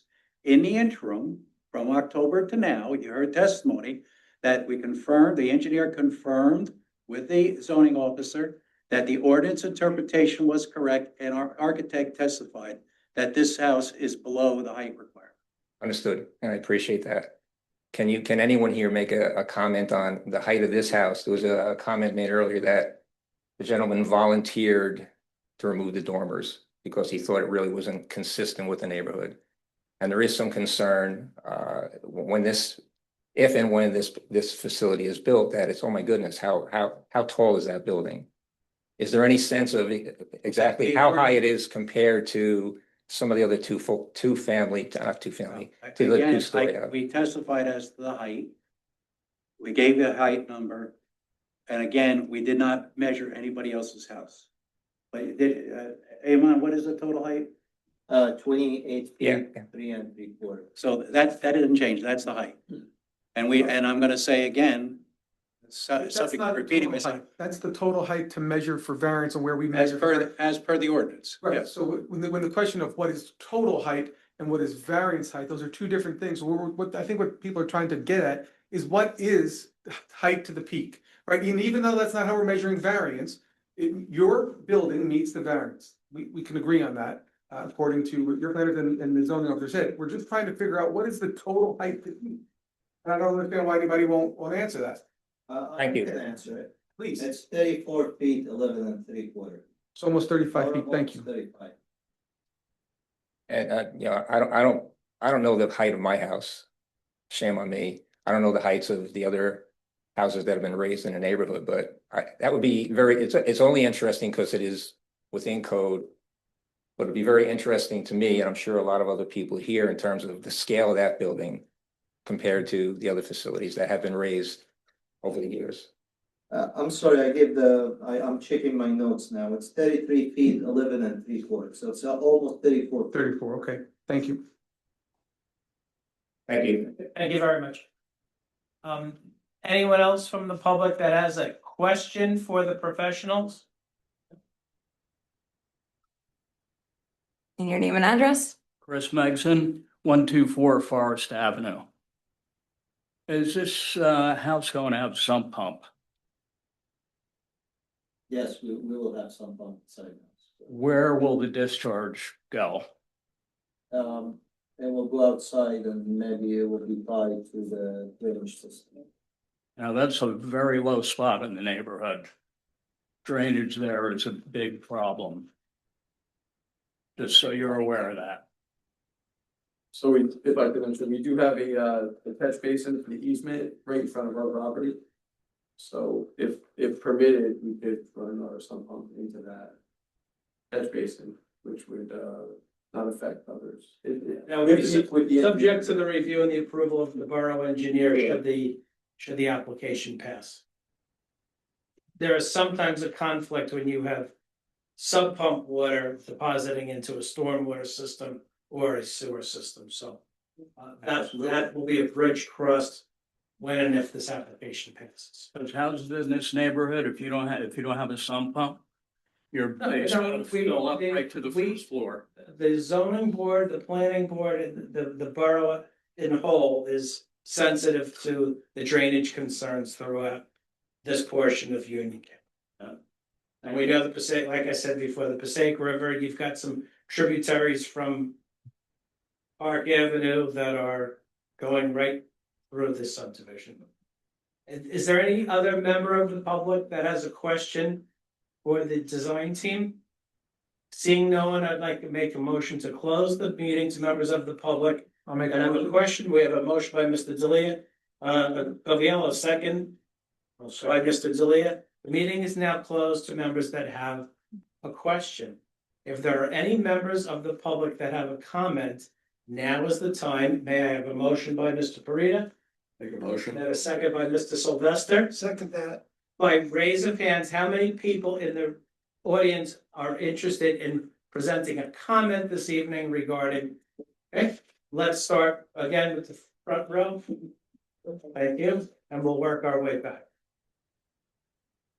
Thank you very much. Your name and address again? Comments on? Susan Pogue, 12 Eaton Court. Would you raise your right hand? Do you swear to tell the truth, the whole truth, and nothing but the truth? I do. Thank you. So this is when I'm going to give a little history of the neighborhood. It was built in 1957. It was called Riverside Estates because we're on the side of the Passaic River. So the houses were all 1957 ranches, 3-bedroom, 1-bath. Many people have done additions, whether that's out the back, 2 stories, 2.5 stories. I guess some people have. I did a small addition, a little bit of both, stayed within, my rights. And what worries me, and I brought some pictures with me because I know that the team gave you some pictures that they wanted you to see, but I'd like you to see some other pictures. And may I approach? Sure, we're gonna mark them, we'll see Ms. Wolf, and we'll mark the pictures in. Is it a bunch of pictures? Is it a series? It's them down. It's Well- the neighborhood. Yeah, how many pictures are in? Is it one set of the 10 pictures or? One set of 10. Okay, so, Color ink is really expensive. okay, so we'll have Amanda mark it in, Thank you so and then much. we're going. One has 2 houses on it. Okay, so this I'm is, gonna give little notes where it is, like down from the. Are you gonna speak to each of the pages? You don't have to. I just want you to get a feel of what the Okay. most of the neighborhood looks like. So we will review it as you continue speaking. Is that Okay, fair? perfect. I just wanted to give you a little history of the neighborhood, and I do believe that each neighborhood has its own little identity in Berkeley Heights. And there is one house in there that just went very big and large, and it's so noticeable within the integrity of the neighborhood. And to have another house that is even going to be bigger than that it's a little disturbing to me as someone who's been there for over 30 years. So I think our neighborhood has this really sweet integrity. We are walkable to downtown. I bought in that neighborhood because it was small, walkable to downtown. And just because you can build something that's really big doesn't mean you have to. And I know you're going for either C1 hardship or a C1 variance, and the hardship shouldn't be on us. I think that it would be a hardship for the neighborhood if this application were to be approved in the way that it's addressed here. I think that the property doesn't allow for such a large home. And the people that I'm around the corner, but I walk past it every day with my dog. The people that are right there, I can't imagine looking at it from my backyard or my front yard every day. It just doesn't fit the neighborhood. Thank you so much. Thank you. Thank you. so Barbara Rule, do you have any questions for Ms. Poach? No? Okay. No, there's the comment. I had questions before. Okay. Yeah. Okay, thank you. I'm not gonna ask any questions. Okay. By raise of hands, next, the gentleman in the back. Thank you. And your name and address again? John Regan, And 5 Forest Ave. would you raise your right hand? Do you swear to tell the truth, the whole truth, and nothing but the truth? Thank you. Go for it. I can kind of reiterate what Mrs. Pogue has said. My wife and I have been in the neighborhood 38 years. And as I said before, we have built up, so we have 2 floors in our house. It's kind of a low bar to say that any construction there will be better than what's there. It's a little bit unfair too, because the gentleman did pass away. So that's just not worth a whole lot of comment. Can't speak to design. I don't have an eye for design. But the scale of what's proposed and the dimensions of the properties really don't fit. Or regardless of where that plot would be, particularly in our neighborhood. And particularly selfishly for me, I'm right behind it. But that plot somewhere else, the scale that's proposed for it does not fit, does not make sense. I appreciate some of the comments from the team here that they have scaled it back. They have removed some dormers, so they've certainly have heard some of the comments from the folks up here as well as in the audience here. I appreciate that. I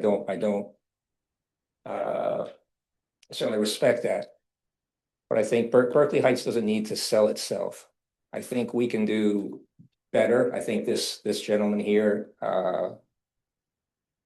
and you folks, what you decide to move forward can do better with something of a size and scale more appropriate for the dimensions of that property. Thank you. Thank you very much. We appreciate your time this evening. Thank you.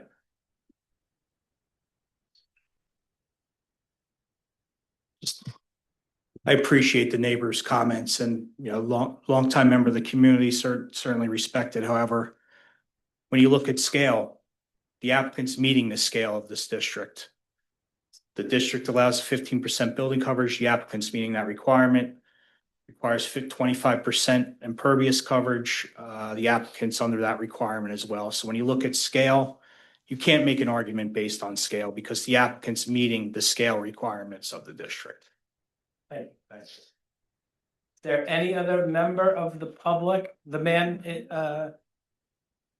the salmon top, please step forward. And your name and address? Joe Ringwood, 37 Forest Avenue. And do you swear to tell the truth, the whole truth, and nothing but the truth? I do. Thank you. So what we're dancing around, and the planner brought it up, is that the negative criteria has a couple of things that aren't just the statistical, is it within the zoning ordinances? Okay, it talks about needed to allow a house to be built in scale and harmony with the character of the neighborhood. How it fits into the character of the community is another consideration. So when we talk about the magnitude of this house and that it statistically meets all of the requirements, what we fail to meet is that the house is built to scale and harmony with the character of the neighborhood. Now, the planner took pictures of houses, and he's right. Most of the people that are sitting behind here that live in Forest Avenue are all people who went up. So they all have houses that went up. I don't. I still live in the 3-bedroom ranch, and I'm the senior person here. I've been there for 45 years. A house that's double the square footage, not double, it's at least a third larger square footage than any other house on the neighborhood. I happen to know the highest house peak, not the legal zoning height, but the highest peak in the house is the one that was just completed. Okay, it's 4 houses down from the proposed lot here, and that peak height is 27 feet. So not only is the size of the square footage of the house significantly larger than the character of all of the other houses in the community, the height of it, the finished height, is going to be 7 feet higher, 7 feet higher than the highest house. I also know the other answer to the question. Okay, so somebody commented on the number of lots in the house. There are 10 houses in the area, including Eaton Court, Forest Avenue, and Columbus, that have gone up, 10. So that means you got 30-something, single-family, 3-bedroom, a lot of them have multiple baths now, ranches. So it's an opinion, I guess, to Mr. Planner, who I respect and tremendous credentials. It was his opinion that this house fits with the character. I don't see how a house that's at least a third the square footage and 7 feet higher than anything in the neighborhood fits in the character. So the reason to decline this application is that it doesn't meet the negative criteria. Thank you. Can I ask you what you would? Ask me anything. I put notes on my iPhone that were from zoning law. Yeah. And what section of the New Jersey title? I'll find that out for you and send it to you. Well, I don't need it to send it to me. So Okay. you are alleging that you were reading from Title 40? I'm not alleging, I said I was reading from an interpretation of the zoning, of zoning negative criteria for a community. Are you aware of what the criteria for C1 variance is? I am, and that was from the C1 variance interpretation. I'd like to show you, here's what C1 variance from the statute. Yeah, but this doesn't address negative criteria. This is just the legal, does it fit in to, the stuff that you guys are addressing? It doesn't address, does it fit into the community? And is it your opinion that the negative criteria is required to grant a front yard A variance? C variance, yes. A C1 variance. C1 variance or a C2, because you brought up C1 and C2, and negative criteria has to be met for both variances. And is it your opinion that you feel that this house is out of character, regardless of the fact that this house meets every ordinance of this municipality? Because I'm not talking about ordinance, I'm talking about the character of the community. And that's what it doesn't meet. And we've talked about the character of the community in the master plan, and we talked about the character of community as a negative variance requirement in a C1 and C2 variance. And then as a member of this board and as a person who has studied the master plans like Berkeley Township, you are fully aware that the master plan encourages redevelopment of property. And that's one of the major tenets of the master plan. And we're all in favor of what you're doing. And from the positive criteria that you keep jumping on, you're absolutely correct. And we were excited when your client bought the property, because you're right. That house, unfortunately, a longtime resident just was ill and then deceased. And so the property went into disrepair. So no one's here at all has a problem with what you want to do conceptually. To take that house down, go up, be a 2-story house, nobody has an issue with that. Okay. The biggest issue is just the overall size of the house. But the biggest issue there, like I was really encouraged when you started, right? You said, oh, we listened to what you said and we've made changes that are going to meet the character of the neighborhood. The only change you made was take out the dormers. Whether you have a bedroom in the attic or you don't have a bedroom in the attic doesn't change any of the sides of the house. It doesn't change the height of the roof line. So you started, I was like really excited. Okay. Because all we really need is for that scale to be pulled back a little bit. And I thought you were there. And I was like, oh, this is going to be quick. We'll be out of here. Unfortunately, the only thing you did was take out a bedroom and a bathroom. Didn't change any of the other stuff. So So then you didn't listen to anything that was done, obviously. well, tell me what else was done besides the dormers. The dormers. I'm not going to. I'm just asking a question. I appreciate you. What else was done besides removing a bedroom, the bathroom in the attic, and the dormers? Reducing the size, yes. You didn't reduce the size. We took the dormers off. You reduced the size to 5,000 square feet. The biggest house in the neighborhood is about 3,400 square feet. So it obviously doesn't fit the character of the neighborhood. Well, I have to disagree with you. Well, we're allowed to disagree. We're here to state our opinion to the zoning board, who has to make a decision to grant you your variance. Thank you. Thank you, Joe. Thank you, Joe. Is there, yes, we have another member of the public that has a comment. Yes. Hi, Allison Rosenberger. I'm at 136 Forest Avenue. Can you spell your last name? Rosenberger. I'm sorry, what was your address again? 136. So would you raise your right hand? Do you swear to tell the truth, the whole truth, and nothing but the truth? I do. Thank you. So we all collectively agree with Joe, although it fits within all the ordinances and variances and all the things that this town states and allows, it does not fit in with the integrity of our neighborhood. I have been there since 2003, so I've been there for 22 years. I also have renovated. I am not a 2-story home, although it looks like I have a 2-story home because of my dormer that I have. Anyway, it is just, again, it's a monstrosity. It's going to be well beyond the scope of what even the newest house, which is very big for our neighborhood. And this is going to be quite bigger. I have actually from the homeowner who just recently did her house, that is one of the biggest on the, in the neighborhood. She was unable to be here tonight. I hate to interrupt you. Yeah, I hate to interrupt you, but we can't accept any kind of letters or petitions just because the person isn't here to be cross-examined. Okay. So like, as far as we know, anybody could have written that. You?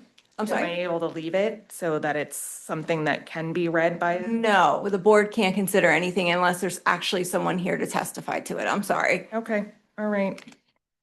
The only other thing too, just with being across the street, kind of catty corner from there, and I know some of the trees will be taken down. It is because of it being on the corner.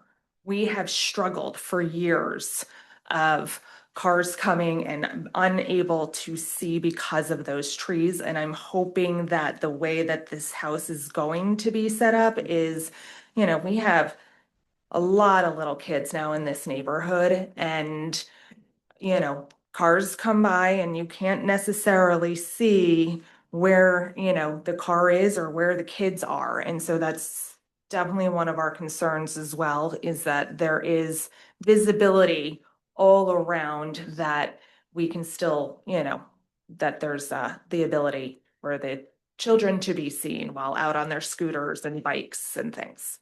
So. The house is set back 3 feet from what the existing house is, and I'm familiar with the vegetation in question between the house that's in question and the house to the south. I would imagine that is a void that should be removed, because when I was coming through Sun Glare at 4 o'clock this afternoon, I navigated through that bend, and the first thing that I saw, my eyes were on the row of pines there, as opposed to concentrating on the road and driving in between all of the basketball hoops that are around, but that's a whole different topic. Yes. We appreciate your comments. Thank you. Is there any other member of the room that has a final question or comment? Seeing no one, may I have a motion to close, Mr. Coviello? I'll make a motion to close. And a second by Mr. Parita. Second the motion. Council summation, please. Yes, thank you so much. Thank you. First of all, I appreciate all your comments. I don't live there. I understand it's very personal. I've done this work for 45 years. I've represented 3 towns. I understand where you're coming. All of the comments, however, do not go to the variance, nor do they address the legal requirements. When you have an application such as this, you can pull out the Cox book and you can go to C1 criteria, C2 criteria. Pull that out, take a look at it and read it. And this particular lot is a poster child for a lot of exceptional circumstance, of exceptional standards, exceptional shape, testimony that you can't put any house there without a front yard variance. In terms of community standards, I understand there's always a issue when you have a transitional situation. This master plan in this municipality seeks, and as the chairman even put in a couple of questions, a couple of excerpts from there, it seeks to make sure that you have integrity of the housing stock. In the state of New Jersey, we have a really hard situation right now because of the availability of housing stock. You have a situation where you have a desirable municipality. You're in a good area for access to highways. You have a stable school system. You have a relatively I'm going to use the word relative because no taxes in New Jersey are very good. Having lived in many parts, I've moved about 12 times, all in New Jersey. Some people think I'm completely crazy. I agree with them. The taxes here are relatively stable. And one of the reasons I know, I have a relative who lives on Spring, who moved to Florida and sold the house to her son. So I have relatives here who've been here for 30 some odd years. I'd like to bring this board's attention to Home Builders League of South Jersey, Inc. versus the town of Berlin, 81 NJ 127. And it talks about 2-story colonials. It talks about the integrity of the neighborhood. Also, Kaufman versus the Planning Board of the Township of Warren, talking about harmonious sizes in the neighborhood. Regardless of the very impassioned plea of the various people here, you have a neighborhood that is transitioning. They're not going to be able to stop that because when they sell, or when other people who were here 40 years, when Mr. Ringwood decides that he's leaving, it's going to be sold, and it's probably going to have somebody come in for a 2-story. The lovely woman here said, we all have 1-car garages. You are very experienced men and women. You know that you're not going to build new construction and do a 1-car garage when a 2-car garage fits the property. You take a look at this in terms about what we did. We came here in October, and something very unusual happened. You had to question the veracity of your own zoning laws and question the reliability of your interpretation of height. Those aspects we agreed to carry and address. We also, during that time frame, we didn't sit back on our laurels. We took about what you thought, what you said. And I disagree quite a lot with Mr. Ridgewood. When you took out those dormers, you made to change that house to make it look more in compliance. When you look at the type, what we have now in our exhibit and what those other houses are with the peaks, very similar. But I go back to what is the law of this case? It is a hardship under C1. C2 is a secondary aspect, but just C1, this is the classic case. At any court of the law, if you go before anywhere and you tell them, I meet front yard, rear yard, side yard, size, impervious surface, height, all of those aspects, and that the neighborhood has two-story houses, and I'm all of that, and I can't put any house on this lot without a front yard variance. And you say, well, it's not in keeping with the neighborhood. That's not a legal argument. It's not a sustainable legal argument. This presentation has met every legal requirement under Title 40, C1, C2, every ordinance, and we even checked the aspects of the ordinance about basements and kitchens. We went overboard to make sure that we address your issues. I understand the neighborhood is not going to like that this is 5,000, 4,000, 4,007, whatever those odd numbers were, 4,000 something, 4,007. 52 to 46 and change. Right. But when you talk about the master plan, I go back to the master plan in the municipality. Preserve and enhance the housing stock. It is the fundamental building blocks of every municipality's master plan. You want to see this area develop and redevelop when housing stock becomes distressed. I feel for the gentleman who had a serious problem. Everybody, nobody likes to see somebody age in place and have the house fall apart. But what are the facts here? The facts are that the existing house is much longer than what we have. When you take a look at what you have submitted to you, the one-story brick and frame dwelling took up much more of that lot. Mr. Coviella's issue about placing that and that how big the side yards are, we reduced the size. We reduced that. We also put in positive drainage.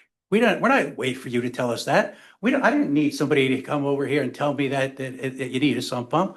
We put in something because it's good planning. And we did it.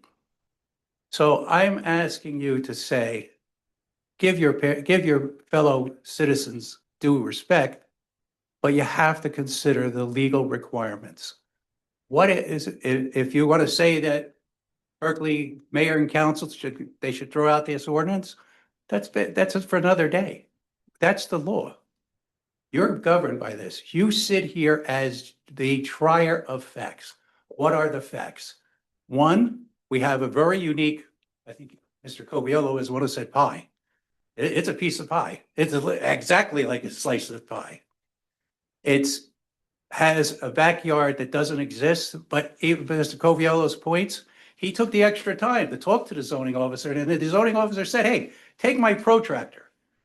And I think Mr. Ringwood is old enough for me and him to know what a protractor is. We put it down at a point and we make that little arc. And even when we do that, the patio, I think somebody had an issue with the patio, everything is would be in this imaginary backyard. You want to know about trees? We don't. Tom said to you, look at the plan. We're not touching those trees. Why? Because we made a good, thoughtful plan. We don't want to take a 20-some-odd inch tree that's probably 150 years old. That's somebody older than Mr. Ringwood and I. And why would we want to tear it down? Because you have you got a 10-foot easement for drainage. So we're going to take away a tree that's right by it that takes up the groundwater? No, we didn't do that. We didn't come in here and destroy and cut and clear in our plan. You see it.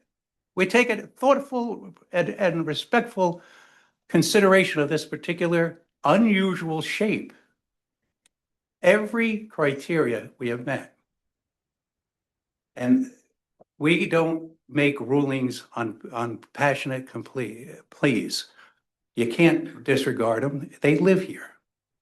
But I am asking you to do what the law requires you to do and grant this variance because no house can be built on this lot without a front yard variance. I appreciate the fact that you've taken the time and attention and that you've been very fair.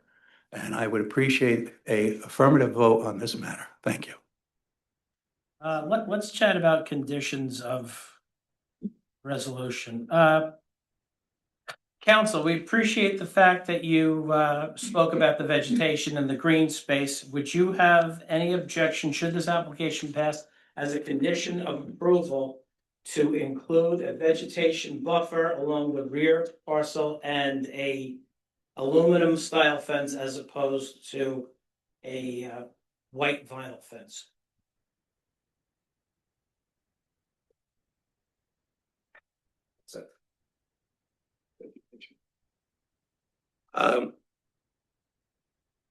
There's a fair amount of open space. in that area. No. Vegetation, I have no issue. Yeah. Having been, having built and having now limited my practice to just real estate and land use, I would not want to make a condition of a aluminum fence because I could tell you that I have many people who will think that it is hard. A fence, I can't imagine too many people would want to have an aluminum fence or steel fence. But I have no issue with the vegetation issue and fencing. Fencing, like a split rail fence. Fencing, so that I don't want to make a commitment. But I don't want to limit it. Yeah, but should this application pass, I'm personally hung up on a white PVC fence in an area that there is an oval in the back of all of those properties. That's an open space. And I think that's a reasonable ask for some type of open space style fence as opposed to the popular white PVC style fences. Well, the only thing I would say is, could that be that the homeowner has to come in for a fence permit instead? And that we would commit to vegetation? The owner comes in after the fact for a fence, that's subject to the review and the approval of the zoning official. Right, as long as it's compliant height. Right, so you could put in the resolution Right. that any fence would have to be, that the board recommends a fence in the vegetation and the homeowner would have to apply. No objection. If I was an end user, Right. I could turn to the end user and say, hey, what kind of fence you like? And he could tell me. But without an end user here, I'm trying to be respectful to your requests. I have no problem with the vegetation. Okay. I would just like it to say that the board requests fencing and that would have to go with the end user. Okay, so then the vegetation would be on the outside and the fence would be on the inside. Not an issue. Ms. Wolf? Okay, Makes sense. okay, so should this application advance, the neighborhood is looking at a greenscape as opposed to a hardscape. And we've also consider, we were talking about those big pine trees affecting the traffic in the front of the house. Could there be something in there that maybe trims those down or eliminates them altogether, the trees in the front? There's Are you a talking hedgerow. about when we come Around that bend? Yeah, there was so many people behind me, I didn't stop. You could see them on I the could, aerial. I would have no problem, we would put in there that the tree should be, trimmed to improve sight line. Yeah, and out of the right of way. Because Those trees are hovering into the I have right no of way. issue with that If because there's a they 50 should, foot there, it's. yeah, I have no issue with that because they should, if anything is in the sight line, it should be removed. Okay, perfect. Because, the only thing is, don't you have a tree ordinance? We do.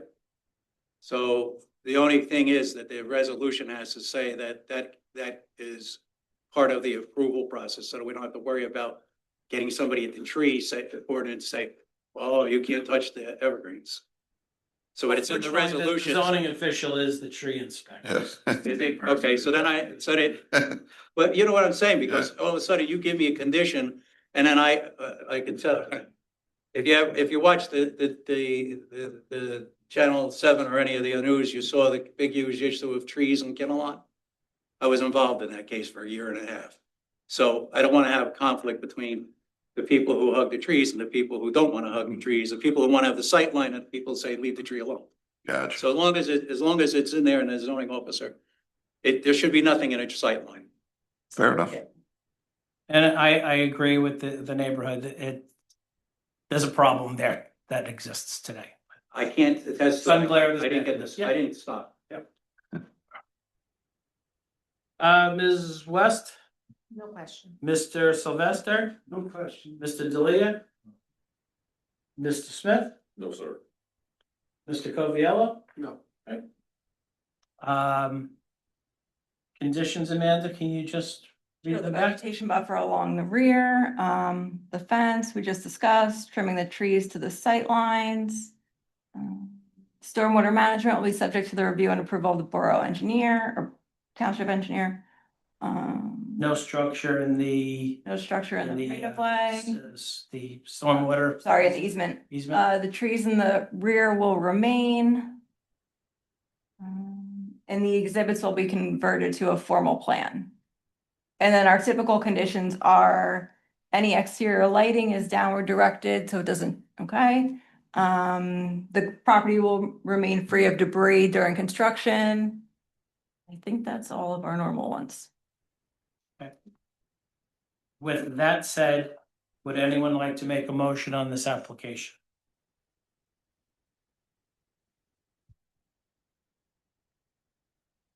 I'll go ahead and make a motion to approve. We have a motion by Mr. Parita. May I have a second?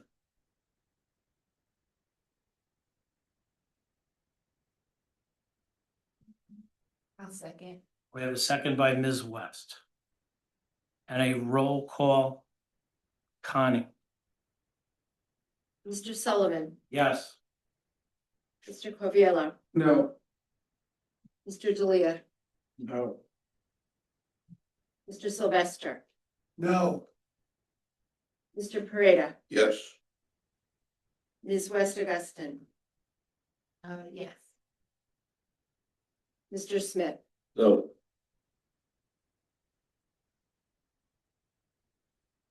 three yeses. 4 noes. Correct. You're gonna make some money next year. Thank you very much. Folks, we will take a brief recess and we will return in about 10 minutes. And this will afford the opportunity for the design team to step forward and put their easels together. The folks can step out and get a breath of fresh air, and it'll afford an opportunity for the professionals to set up. I have a motion to adjourn to executive session, Mr. Coviello. Make the motion to adjourn to executive session. I have a second by Mr. Sylvester. Twice in a week. Aye. Now move into the Columbia room for executive session. Doing here the executive section.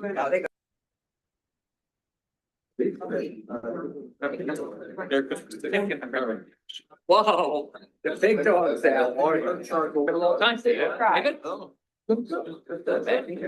Baker? How you doing?